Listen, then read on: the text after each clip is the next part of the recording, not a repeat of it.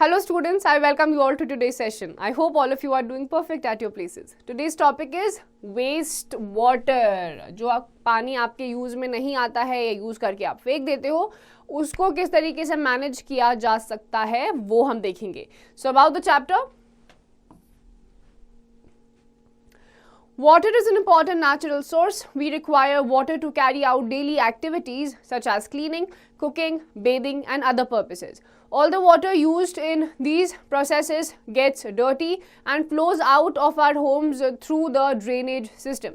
This water is known as fresh water. But what happens next? Clean water is a basic necessity of human beings. It is getting scarcer day by day. The unavailability of clean and safe drinking water makes people prone to waterborne diseases, some of which may prove fatal. One way of making water available for human use is to clean and reuse wastewater. In this chapter, we will learn how wastewater is treated in the wastewater treatment plant and reused. We will also learn about water pollution, its causes and its preventions. तो water natural resource है. It is the basic necessity of all human beings. हर चीज़ के लिए आपको पानी चाहिए. सुबह उठने से लेकर रात सोने तक आप मल्टीपल चीज़ों में पानी का यूज़ करते हैं. अब ये पानी जब आप यूज़ कर लेते हो और जो कुछ आपका वेस्ट बन के निकल जाता है, उसके बाद इसको किस तरीके से ट्रीट करा जाता है वाटर ट्रीटमेंट प्लांट्स में, किस तरीके से रीयूज करा जाता है, पानी के क्या वाटर पोल्यूशन होते हैं, क्या कॉजेज होते हैं और किस तरीके से आप इन सब चीज़ों को प्रिवेंट कर सकते हो, वही हम इस चैप्टर में पढ़ने वाले हैं. Let's begin with the chapter, beginning with sewage. Sewage is a general term used for all types of liquid waste, most of which is water. It is produced by homes, industries, hospitals, offices and other areas wherever water is used. Rainwater that has been washed off from the roads and rooftops carrying dirt and other harmful substances is also included in sewage. Sewage usually has dissolved and suspended impurities in it, which are called contaminants. If the contaminants are removed, sewage water can be used again for non-drinking purposes and sewage generally is of two types. अब sewage क्या होता है आपका? जितने भी तरीके का liquid waste होता है जिसमें most of it is water, जो आपके घरों से, इंडस्ट्री से, हॉस्पिटल से, ऑफिस से और बहुत सारी अलग अलग जगहों से आपका निकल जाता है जहां पे भी यूज होता है. Now this rain water that has been washed off from the roads, roof tops, dirt के साथ, हार्मफुल सब्सटेंसेस के साथ, ये भी सीवेज में जाता है. एंड सीवेज में आपकी बहुत सारी सस्पेंडेड इम्प्योरिटीज होती हैं and this kind of water we call as contaminants. और ये कंटैमिनेंट्स जब रिमूव करे जाते हैं, सीवेज वाटर को भी बहुत सारी नॉन ड्रिंकिंग पर्पसेस के लिए, यानी कि पीने के लिए तो नहीं यूज कर सकते हैं बट और बहुत सारी चीजों के लिए आप यूज कर सकते हो. Now sewage is also of two types. Number one is domestic sewage. Domestic sewage contains humans and animal waste including feces and urine, kitchen waste, soap, detergent and disinfectants. अब domestic sewage जो होता है इसमें आपके घरों से निकलने वाले सारा solid waste, urine, kitchen waste होता है, नहाते हो आप उसका soap waste होता है, detergent होते हैं, ये सारा आता है domestic waste में. And second is the industrial waste. Industrial sewage mostly contains a lot of toxic chemicals, acids, alkalis and metals. This type of sewage also contains substances like phosphate and nitrogen and several types of microbes which cause diseases like dysentery, typhoid, cholera and hepatitis. अब आपका जो sewage होता है industrial sewage, इसमें आपके सारे chemicals आते हैं क्योंकि ये इंडस्ट्री से निकलता है. सारे toxic chemicals, acids, alkalis, metallic waste आता है, इसमें आपका फोस्फेट होता है, नाइट्रोजन होता है, बहुत सारे माइक्रोब्स होते हैं जिनसे बहुत सारी डिजीजेस हो सकती हैं अगर ऐसा पानी कंज्यूम कर लिया जाए, जैसे कि dysentery, typhoid, cholera and hepatitis. Now let's figure out. Why is river water in the mountains considered less contaminated than in the plains? अब पानी जो आपका माउंटेन्स से निकलता है वो आपका less contaminated होता है as compared to the plains because maximum industries, maximum waste जो आपका होता है वो आपके plains में ही होता है rather than in the mountains. Let's see the sewage system. Sewage produced from homes and industries go through a system of pipes called sewer, which are linked together to form a network called sewerage system.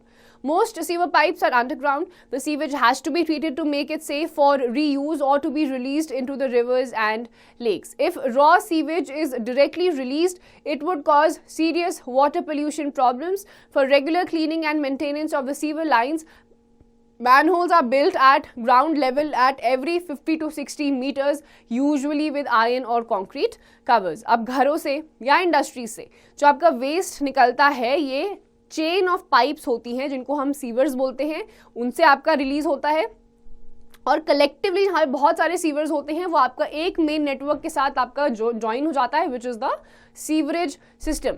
Maximum sewer के जो pipes होते हैं they are underground and they are treated so that उनको save करा जा सके and reuse करा जा सके before releasing it into rivers and lakes. अगर रॉ सीवेज को डायरेक्टली रिलीज कर दिया जाएगा तो ये सीरियस वाटर कॉजिंग प्रॉब्लम्स को भी पैदा कर सकता है, जिससे aquatic life plus human beings को बहुत दिक्कत हो सकती है.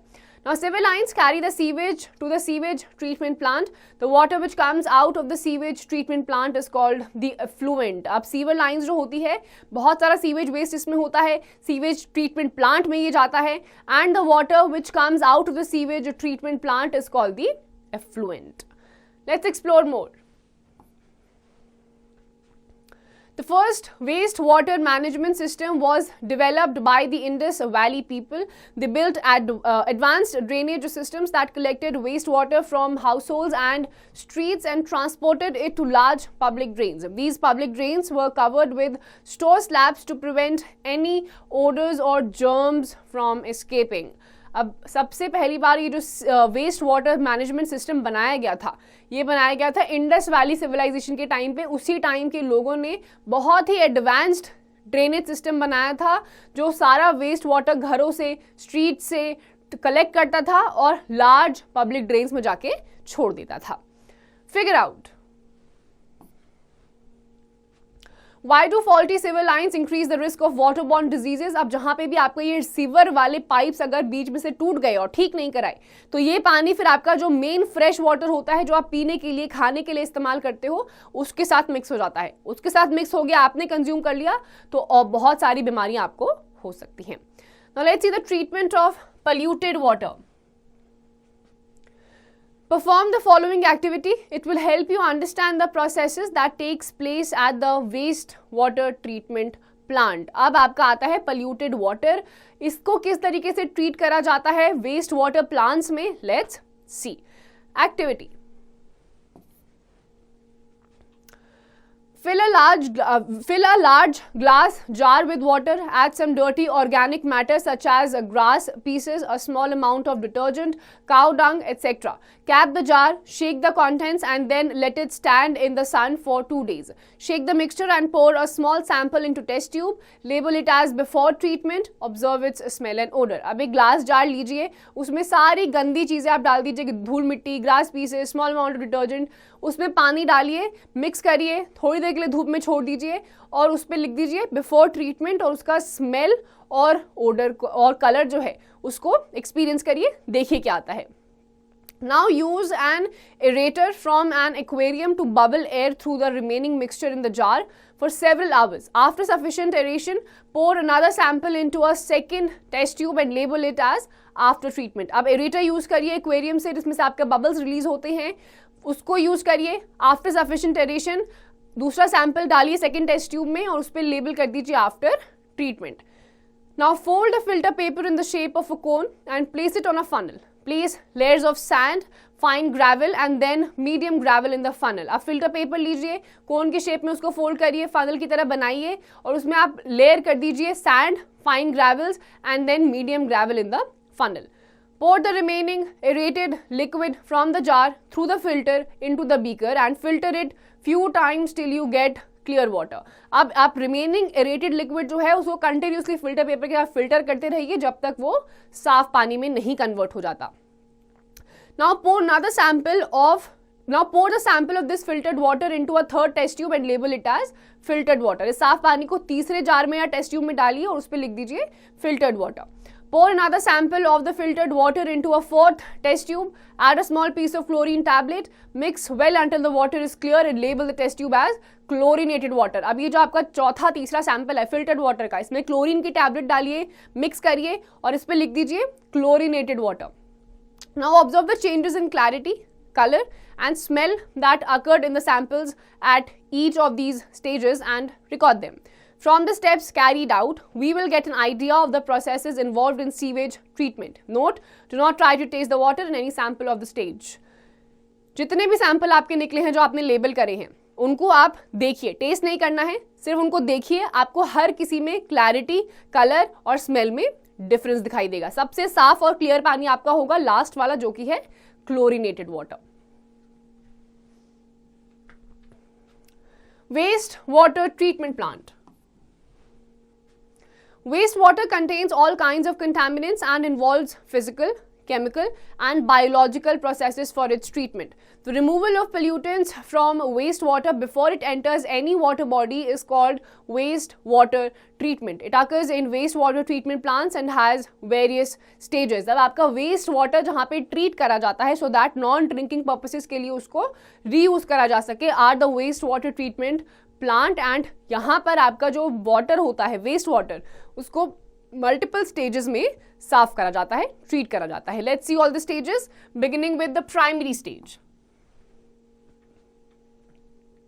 The sewage system carries the sewage to the sewage treatment plant.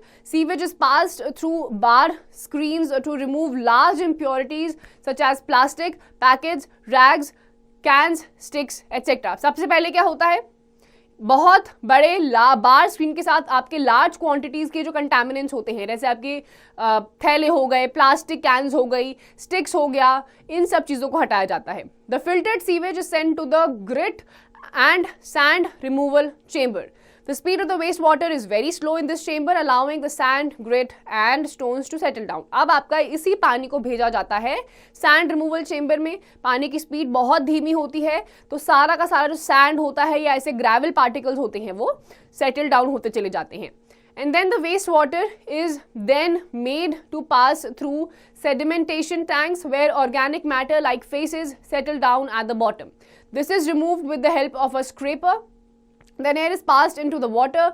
The bubbles thus formed bring up suspended floatable matter like grease and oil which is removed by the skimmer, and now the remaining liquid called clarified water is sent for secondary treatment. अब primary का last step क्या होता है, ये जो waste water होता है इसको सेडिमेंटेशन टैंक्स में जहाँ पे ऑर्गेनिक मैटर होते हैं जैसे फेसेस वो सेटल डाउन हो जाते हैं बॉटम में, इसको रिमूव करा जाता है with the help of the scraper. फिर एयर पास करवाई जाती है, जो बबल्स होते हैं जो फॉर्म हो जाते हैं वो ऊपर की तरफ सस्पेंड हो जाते हैं और जो फ्लोटेबल मैटर्स होते हैं जैसे ग्रीस, ऑयल, वो सब स्काइमर के थ्रू रिमूव कर दिया जाता है. And then this clarified water is further sent for the secondary stage.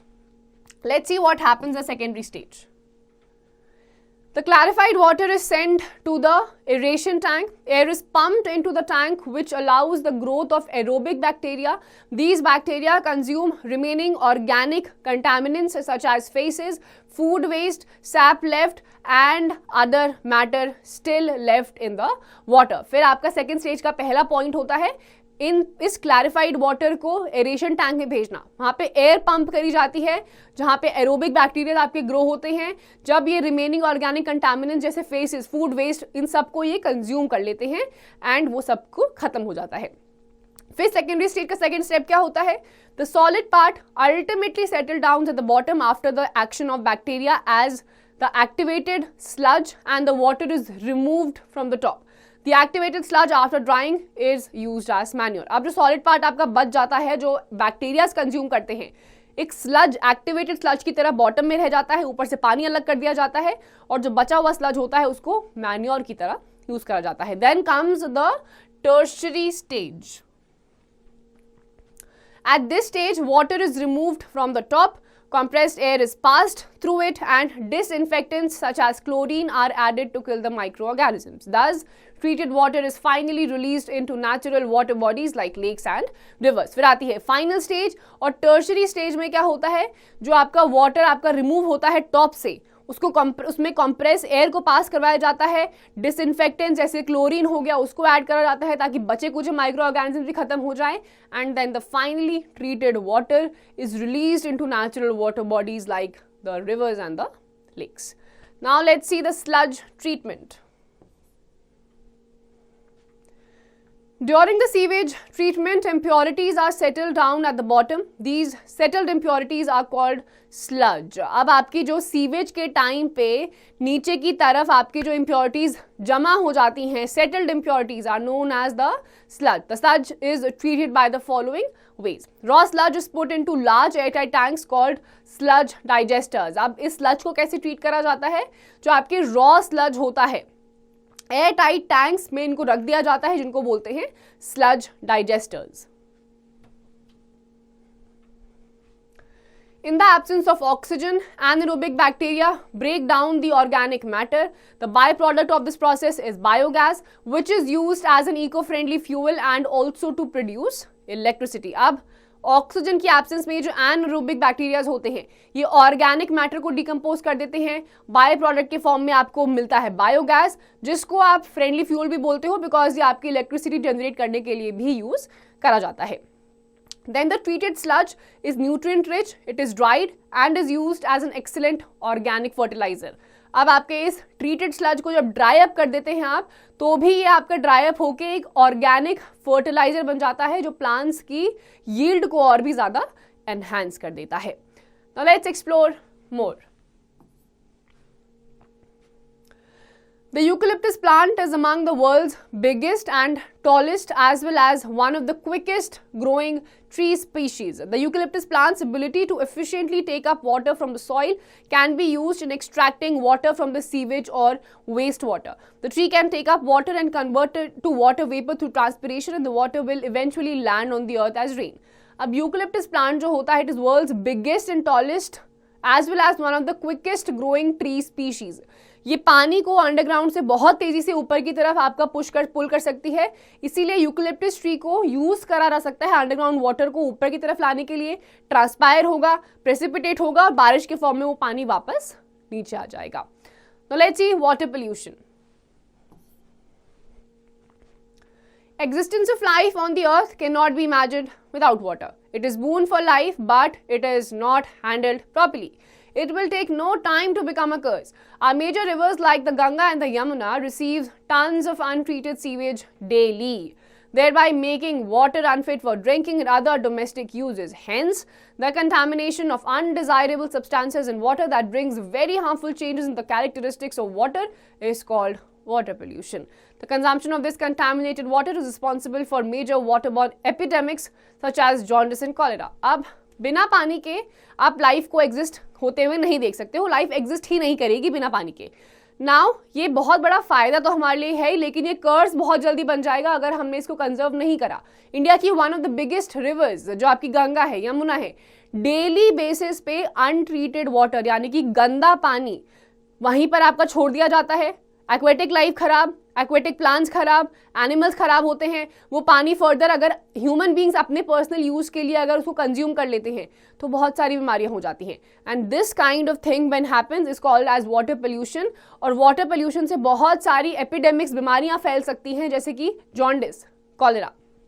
It is said that the solution to pollution is dilution. When small amount of sewage is discharged into a flowing water body, purification occurs as a natural process. But the large quantities of sewage generated by cities cannot be purified by natural processes. This makes it necessary to purify wastewater before disposal. The various kinds of chemicals present in sewage may poison the water, kill fishes and other wildlife. अब यहाँ पर आपको paragraph के beginning में ही बहुत अच्छा phrase given है कि एक लौता सोल्यूशन है पोल्यूशन को कम करने के लिए, वो है डाइल्यूशन. उसके इफेक्ट को आप खत्म नहीं कर सकते हैं तो एटलीस्ट कम कर दीजिए. अब थोड़ा मोड़ा अगर आपकी वाटर बॉडीज में ऐसा पानी जाएगा तो नेचुरल प्रोसेस से वो ठीक हो सकता है, बट लार्जर क्वांटिटीज में अगर ऐसा पानी अगर डिस्पोज ऑफ करा जाएगा तो वो नेचुरल प्रोसेस से ठीक नहीं हो सकता, बल्कि और खराब कर देगा उस पानी को. वहां के पौधे मरेंगे, मछलियां मरेंगी, वाइल्ड लाइफ आपकी खत्म हो जाएगी, और ह्यूमन बींग्स यूज करेंगे तो उनके लिए भी खराब ही होगा. Now next topic is let's see what are the sources of water pollution. There are basically two sources of water pollution. Number one is point sources and second one is the non-point sources. Let's see what are these two types of sources. Number one is the point sources. These are definite identified sources which give out constant volume and fixed composition of effluents. Industrial effluents containing heavy metals like lead, mercury, oils and acids are the examples of point sources. The point sources कौन से होते हैं? These are the definite identified sources जो constant volume और fixed composition of effluents आपको देते हैं. जो आपके industrial effluents होते हैं जिसमें heavy metals होते हैं like lead, mercury, oils, acids, ये सारे आपके point sources के examples हैं. And then we have the non-point sources. These are sources situated far away from the site. These wastes have unknown composition. Street runoff and agricultural runoff are the examples of different non-point sources. फिर आपके आते हैं non-point sources. ये आपके अलग अलग sites पे available होते हैं and these wastes have unknown composition. ये street से आपके agricultural runoff से कहीं से भी आ सकता है and these are non-point sources. Now let's see different causes of water pollution. Water pollution is caused due to several reasons. Here are the few major causes of water pollution. Number one being the sewage and wastewater. Sewage, garbage and liquid waste of households, agricultural lands and factories are discharged into lakes and rivers. These wastes contain harmful chemicals and toxins which make the water poisonous for aquatic animals and plants. अब आता है आपका sewage और waste water. ये सारा वो liquid waste है जो हाउस होल्ड से, हॉस्पिटल से, एग्रीकल्चरल लैंड से, फैक्ट्री से सारा डिस्चार्ज होकर सीधे जाता है आपके लेक्स और रिवर्स में और इसमें बहुत सारे हार्मफुल केमिकल्स, टॉक्सिन्स होते हैं जो वाटर के लिए बहुत ज़्यादा जहरीले होते हैं और जो वाटर में रहने वाले एनिमल्स होते हैं और प्लांट्स होते हैं उनको भी ये खत्म कर देते हैं. Then we have pesticides. Pests are the living organisms that harm the crops and affect the crop production. Pesticides are used to kill the pests. They are toxic chemicals and when washed by rainwater get collected in the rivers, streams or even groundwater. They pollute the water and thus harm the living organisms consuming it. अब आपके आते हैं pesticides जो कि आपके crop production को better करने के लिए, enhance करने के लिए छिड़काव होता है ताकि insects को मारे. अब ये pest क्या होता है? Soil में जाके absorb हो जाते हैं. इसमें आप पानी डालोगे, जो इतना पानी absorb हुआ जो बच गया वो आपका वापस चला जाता है lakes और में. उसमें होते हैं पेस्ट अगेन जो एक्वेटिक लाइफ के लिए हार्मफुल होते हैं. Then we have infectious organisms. Many infectious organisms contaminate the water sources, thus causing many waterborne diseases like cholera, typhoid and dysentery. Open drains or sewerage become breeding sites of infectious organisms, making drinking water unfit for drinking. Likewise, untreated human excreta is a health hazard, causing water and soil pollution. People defecating in open fields along banks of river or railway tracks become the cause for polluting both the surface and the groundwater. अब आते हैं आपके infectious organisms जो पानी को और water के sources को सीधा कंटामिनेट कर देते हैं और फिर उनसे डायरेक्टली होती है वाटरबॉर्न डिजीजेज जो कि फेटल भी हो सकती हैं. Cholera, typhoid, dysentery. Open drains होते हैं उसमें आपकी हो सकती हैं. देन देयर आर पीपल जो ओपनली डिफिकेट कर देते हैं, कहीं पर भी खेतों में चले जाते हैं यूरिनेट करने के लिए, एक्सक्रीट करने के लिए, रेलवे ट्रैक्स पे कर देते हैं, जहाँ पे रिवर्स होती है उसके साइड में कर देते हैं. अभी सारा जाएगा कहाँ? ये ग्राउंड को तो खराब करेगा ही, मिट्टी को भी खराब करेगा और फिर जहाँ बह के ये सब चीजें जाएंगी वहां के वाटर को भी खराब कर देगा. From the text fill in the blanks. On the basis of the understanding of this chapter till now, some questions are being asked. Very simple questions these are and you have to answer them. Now let's see how can we prevent the water pollution, the prevention of water pollution. Non-biodegradable products like disposable glasses, plates, plastic etc. should not be thrown into the drain as they can cause clogging of the pipes. Instead, make use of reusable items. अब आपके जितने भी non-biodegradable items होते हैं जैसे कि glasses, plastics, एक बार आपने इसको कहीं पे डंप कर दिया 10-20 साल के बाद आप मिट्टी को खोल के देखोगे, वो कांच का टुकड़ा, वो प्लास्टिक की थैली आपको वहीं पे पड़ी हुई दिखाई देगी। अब वो खाली वहां पे ऐसे ही नहीं पड़ी है, आसपास का सॉइल भी वो खराब कर देगी, वहां पे कोई प्लांट भी ग्रो नहीं कर पाएगा, मिट्टी को खराब कर देती है। तो instead of using these kinds of things which are non biodegradable, harmful for the environment, instead we should use the reusable articles. Now it is better to throw substances such as cooking oil and ghee into the garbage bin than into drain, because they can sometimes cause fibrous materials like hair to clump together and clog pipes. अब कुछ substances ऐसे होते हैं, जैसे आपका cooking oil हो गया, घी हो गया, इसे कभी भी आपको गार्बेज के साथ नहीं फेंकना चाहिए, क्योंकि ड्रेन्स में ये एक जगह जाके जम गए तो उस एरिया को क्लॉग कर सकते हैं. Chemicals like paints and medicines should not be thrown into the drain because they can kill microbes that help in purifying water. अब आपके केमिकल्स होते हैं, जैसे पेंट हो गया, मेडिसिन हो गए, इनको आपको ऐसे ही नहीं फेंक देना चाहिए, बिकॉज ये उन माइक्रोब्स को किल कर देते हैं जो माइक्रोब्स पानी को साफ करने के लिए ग्रो करवाए जाते हैं. Then vegetable wastes should be collected for composting, because when these wastes are thrown into the drain, these wastes block the flow of oxygen which can hamper the degradation process. अब kitchen में खाना बनाते हुए जो vegetable peels बच जाते हैं, इनको भी गार्बेज में नहीं फेंकना चाहिए. Instead, these should be collected for composting, because ये सब जब आपका गार्बेज में जाता है तो ये ऑक्सीजन के फ्लो को हैम्पर कर देता है, again which is a degrading process.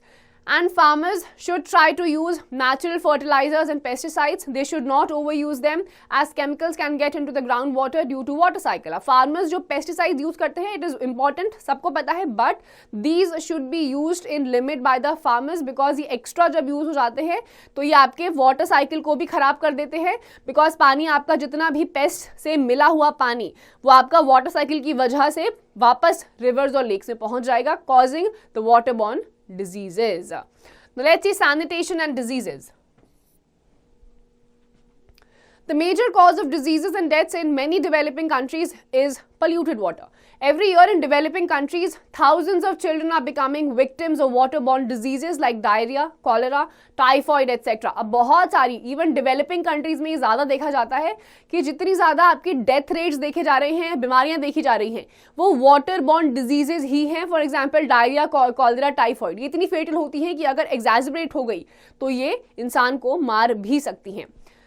Let's explore more. The simple act of washing hands with soap and water can reduce the occurrence of diarrhea by 1/3. अगर आपका सिंपली आप अपने हाथों को खाना खाने से पहले अच्छे से साबुन से धोएंगे और कम पानी आप यूज करोगे तो इससे आपका डायरिया जो है 1/3 डिक्रीज हो जाएगा. Just maintain the proper hygiene, basic cleanliness, तो आपको आधे से ज़्यादा बीमारियां नहीं होंगी.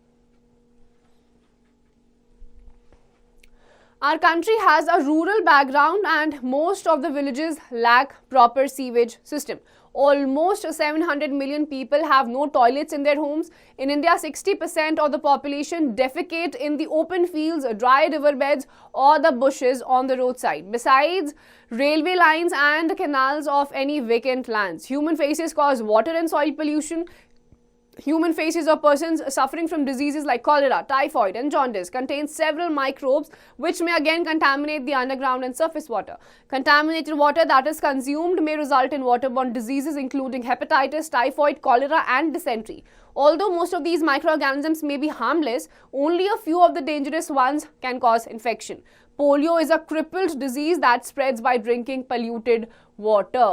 अब हमारे देश में रूरल बैकग्राउंड बहुत ज़्यादा है, जिसकी वजह से विलेजेस में आपका प्रॉपर सीवेज सिस्टम है ही नहीं. मोर दैन 700 मिलियन पीपल जो हैं वो उनके घरों में टॉयलेट ही नहीं है. 60% जो पॉपुलेशन है इंडिया की वो ओपनली डेफिकेट करती है रिवर बेड के साइड में, बुशेस के बीच में, रोड साइड पे, जहाँ पे आपका रिवर साइड है वहाँ पे, कैनाल्स के आसपास. और ये जो ह्यूमन फेसेस है ये वाटर पोल्यूशन तो कर ही रहा है, इसके साथ साथ सॉइल को भी खराब कर रहा है. जो अगर सॉइल आपका खराब होगा तो प्लांट तो दूर की बात है ग्रो होगा ही नहीं, वाटर साइकिल वहाँ की डिस्टर्ब हो जाएगी. एंड प्लस वही पानी जब आपका पानी या रिवर्स या लेक्स में जाता है तो उसको भी कंटामिनेट कर देता है. उससे फिर क्या होता है, फिर आपका पानी कंटामिनेट हो जाता है एंड फिर उससे होती है वाटरबॉर्न डिजीजेस.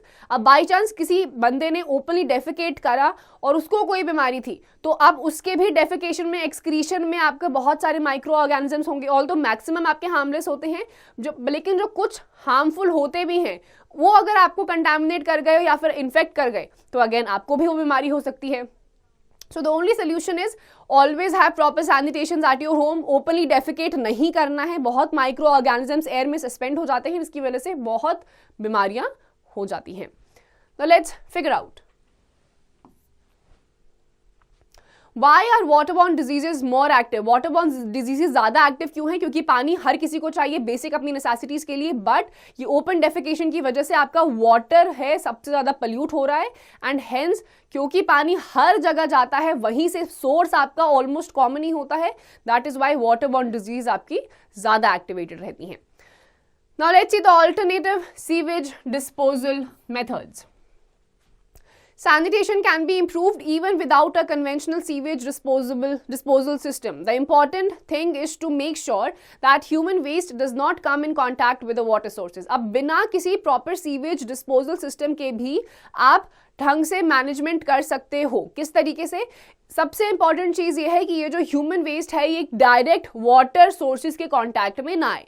कि दोनों चीजें कांटेक्ट में नहीं आएंगी तो वाटर पोल्यूशन नहीं होगा. Now this can be done by setting up septic tanks. A septic tank consists of a covered underground concrete tank which is sealed from outside air. Wastewater containing phases enters the tank where the solids settle and the scum floats. In the absence of air, anaerobic bacteria slowly digest the facial matter and turn it into odor-free sludge, which is taken out periodically. The clear water from the tank is usually let into an open drain field where it is soaked into the soil. अब क्या इसका alternative हो सकता है? Septic tanks. Septic tanks जो होते हैं वो एयर टाइट कंटेनर्स के साथ, इसमें क्या होता है आपका पानी सीप इन कर जाता है जिसमें आपका सारा एक्सक्रीट वेस्ट प्रोडक्ट होता है. अब एयर टाइट है तो एनारोबिकली जो आपके माइक्रोब्स ग्रो होंगे उसकी वजह से सारा का सारा जो स्लज होता है या फेसेस होता है वो नीचे सेटल डाउन हो जाता है. ऊपर से पानी दूसरे टैंक में जाता है जो आपका फाइनली फील्ड्स में छोड़ दिया जाता है, जो सॉइल उसको अब्जॉर्ब कर लेते हैं. तो इससे क्या होगा? आपका water borne diseases automatically reduce हो जाएंगे. On the other hand, composting toilet is an aerobic process system that treats excreta, typically with no water or small volumes of flush water by aerobic decomposition. This is usually a faster process than the anaerobic decomposition of septic tanks. अब septic tank से भी better और efficient तरीका क्या है?